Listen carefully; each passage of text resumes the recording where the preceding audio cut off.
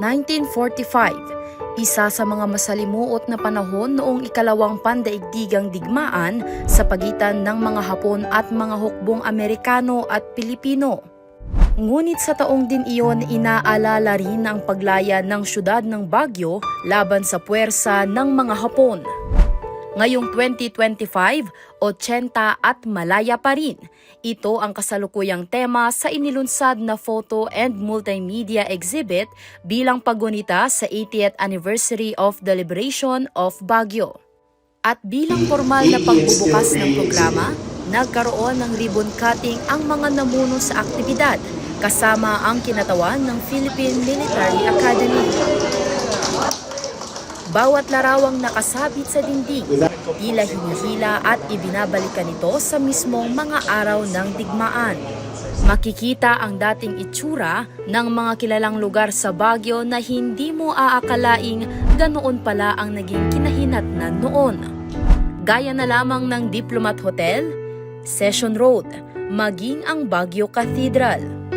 Kabilang sa mga kumuha at pinag-aralan ang mga larawan ay ang 15 taong hobbyist photographer na si Kuya Conrad. Inamin nito na marami rin silang naging hadlang sa paghahanap sa eksaktong lugar na makikita sa mga ibinahaging lumang larawan. Pero sa huli, sulit na sulit naman daw ang kanilang naging pagod. Marami kami natututunan just by doing the research kasi maraming mga nangyari noon na hindi naman talaga tayo aware. And hopefully, sa paggawa namin ng ganito, malalaman ng mga kagaya ninyo, mga taga-Baguio, kung ano nangyari noon, noong 1945. At dahil dyan, labis na nagpapasalamat ang co-lead ng aktibidad na si Attorney Samuel sa ipinakitang pagsisikap ng 13 litratista at mananaliksik sa kanilang proyekto. Arte Baldo and I got together.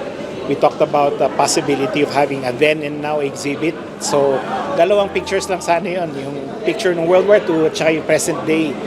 Pero nung nagtawag siya ng mga photographers, nagkaroon ng magandang exchange of ideas. Kaya nakikita ninyo may composite. So, pinag-combine yung old and new pictures. Layunin nito na maging gabay ng mga susunod na henerasyon ang kasaysayang nakatatak sa bawat balangkas na naririto. Memento, kung tawagin ang mga larawang ito na nagsasalaysay ng mga kwentong sakripisyo at kagitingan, may paglaban lang ang kalayaan ng ating bayan. Sandy Salvacio, Balita, Solid North.